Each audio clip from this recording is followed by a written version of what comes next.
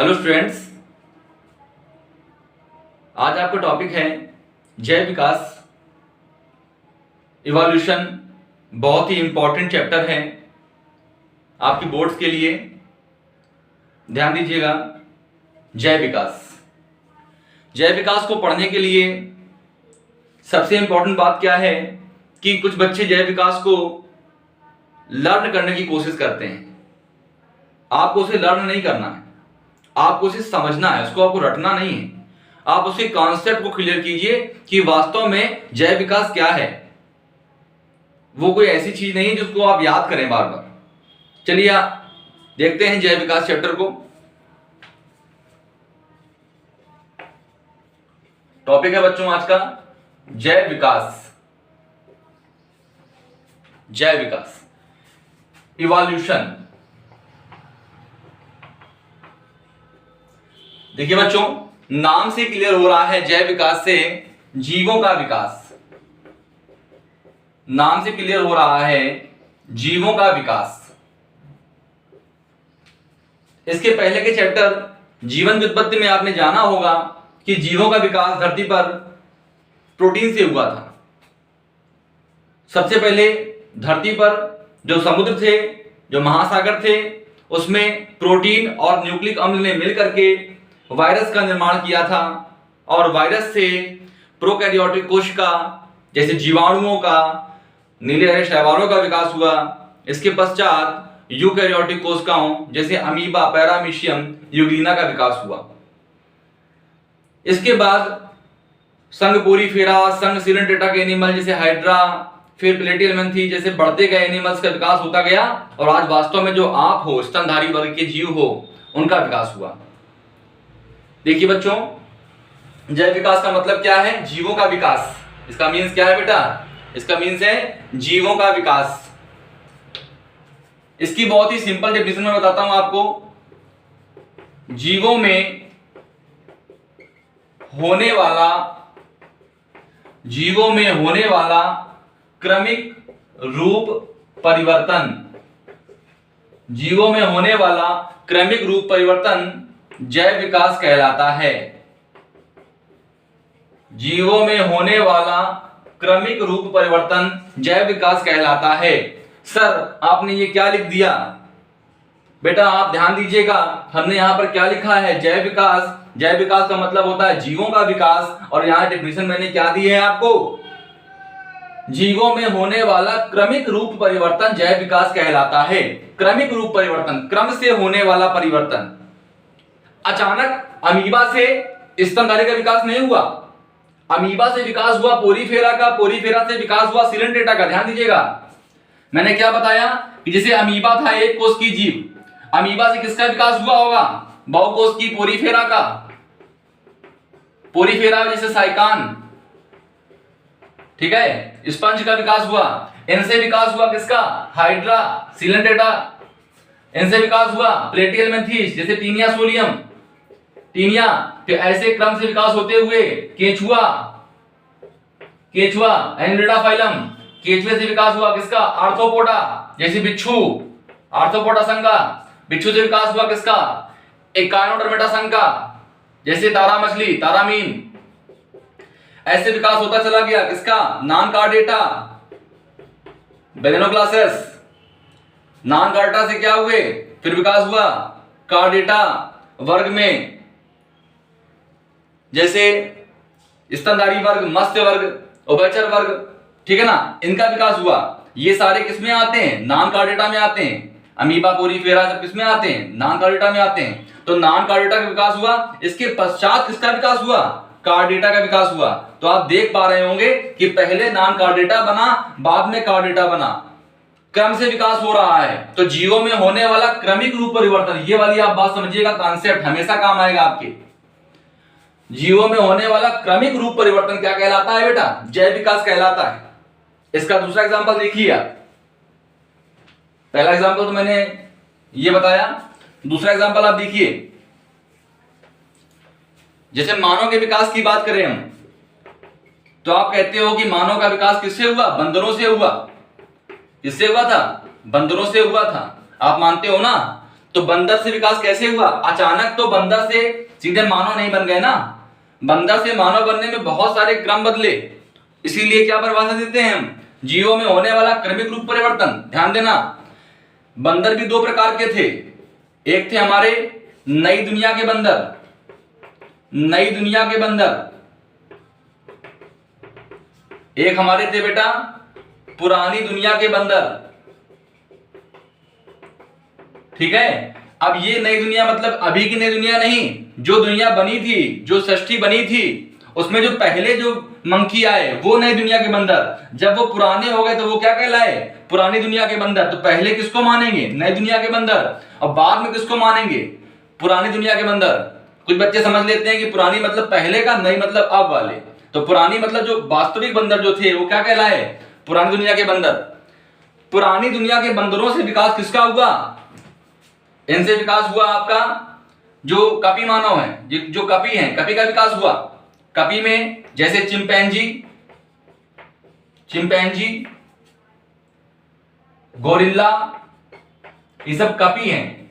बंदर और कपी में अंतर क्या होता है? बंदर का शरीर छोटा होता है, कपी का शरीर विशालकाय होता है। कपी का विकास हुआ। कपी से किसका विकास हुआ बच्चों? कपी से विकास हुआ कपी मानव का, कपी मानव। ठीक है, कपी मानव में जैसे किसको रखा गया? जो आपके पुरातन जीवाश्म में मिलते हैं, सिवापिथेकस, रामापिथेकस, ऑस्ट्रेलोपिथेकस, ये सब क्या कहलाए? कपी मानव कहलाए। कपी मानव से हमारा किसका विकास हुआ? इसके बाद हमारे जो हमारे पूर्व मानव थे, हमारे जो पूर्वज मानव थे, उनका विकास हुआ। जैसे क्रो-मैग्नान मानव, क्रो-मैग्नान, क्रो-मैग्नान मानव। और क्रो-मैग्नान मानव से किसका विकास हुआ? आगे के मानव का विकास हुआ, जिसे बोलते हैं होमो सेपियंस सेपियंस। क्या नेम देते हैं? होमो सेपियंस सेपियंस कहते हैं। तो आप देख रहे हो कि मानव का विकास कैसे हुआ? क्रम से हुआ। तो ये परिभाषा आपको क्लियर हो गई होगी बच्चों कि जैव विकास की परिभाषा क्या होती है। जीवों में होने वाला क्रमिक रूप परिवर्तन क्या कहलाता है बेटा? जैव विकास कहलाता है। अब इसकी एक दूसरी परिभाषा देखिए जैव विकास की। ये इससे भी सरल परिभाषा है आपके लिए, ध्यान देना बच्चों। एक कोशिकीय सरल जलीय जीवों से, ध्यान देना बेटा, यूनिसेलुलर सिंपल एक्वाटिक, ठीक है, ऑर्गेनिज्म है ये। जीवों क्या बोलते हैं? ऑर्गेनिज्म कहते हैं। तो एक कोष की सरल जलीय जीवों से किसका विकास हुआ? अमीबा कैसा था? एक कोष की था, लेकिन आप क्या हो? आप आज बहुकोष की हो। आप क्या हो? आप बहुकोष की हो। तो एक कोष की से किसका विकास हुआ? बहुकोष की से।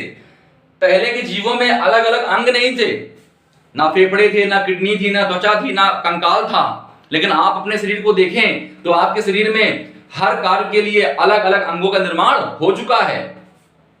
तो जो सरल थे अब वो सरल नहीं बचे, अब क्या हो गए? जटिल हो गए।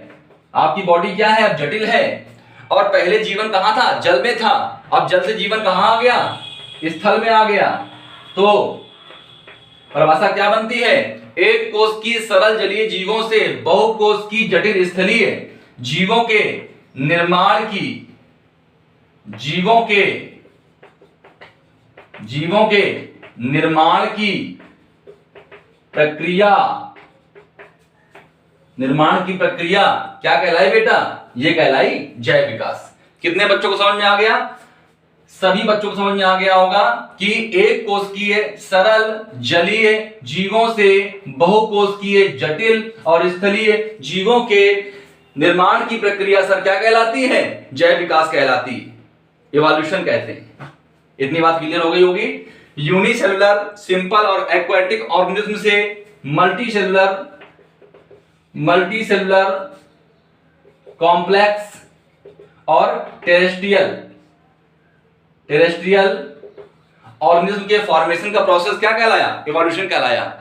कितना सिंपल परिभाषा देखिए आप। एक कोशिकीय सरल जलीय जीवों से बहुकोशिकीय जटिल स्थलीय जीवों के निर्माण की प्रक्रिया जैव विकास कहलाई। आप ये डेफिनेशन लिखेंगे, पूरे पूरे मार्क्स आपको मिलेंगे। चलिए आगे ध्यान देते हैं। अब सर एक क्वेश्चन आता है कि सर जैव विकास की प्रोसेस को क्या कोई देख सकता है? जैव विकास की प्रोसेस को सर क्या कोई देख सकता है? क्या आप देख सकते हैं जैव विकास की प्रोसेस को? तो उस क्वेश्चन का भी एक आंसर मैं देता हूं। जैव विकास जो क्रिया है यह लगातार चलने वाली क्रिया है, लगातार चलने वाली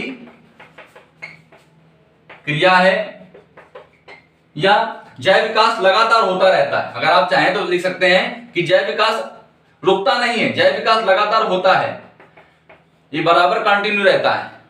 आज आप यहां पर धरती पर, भविष्य में धरती का तापमान बदलेगा तो उस तापमान में रहने के लिए उस विशेष प्रकार के जीवों का निर्माण हो जाएगा। तो अब आप भी बदल जाओगे विशेष प्रकार के जीवों में। जैसे आपके कान हैं ये खत्म हो जाएंगे, कान हमारे कोई काम के नहीं है, अवशेषी अंग है, गायब हो जाएंगे। पैर की हमारी जो 5वीं छोटी वाली उंगली है वो गायब हो जाएगी, सर से बाल गायब हो जाएंगे। तो भविष्य का मानव कैसा होगा? बदला हुआ होगा। तो वो भी क्या कहलाएगा? जैव विकास कहलाएगा। तो जैव विकास लगातार होती है, ठीक। जैव विकास की क्रिया लगातार चलती रहती। जैव विकास की क्रिया लाखों करोड़ों वर्षों में पूरी होती है। जैव विकास की जो क्रिया है बच्चों, वो लाखों करोड़ों वर्षों में क्या होती है? पूरी होती है। अब जब कोई क्रिया लाखों करोड़ों वर्षों में पूरी होती है तो क्या कोई इसे देख पाएगा? नहीं देख पाएगा। तो कोई भी जीव अपने जीवन काल में जैव विकास की क्रिया को नहीं देख सकता, जैव विकास को नहीं देख सकता। हमको इतना पता है कि पहले के मानव की लंबाई ज्यादा होती है, ठीक है। जो जीवाश्म मिले हैं वो लगभग 6 फीट के जीवाश्म मिलते रहे हैं, जो नॉर्मल मानव था। अब धीमे धीमे लंबाई कम होती जा रही है।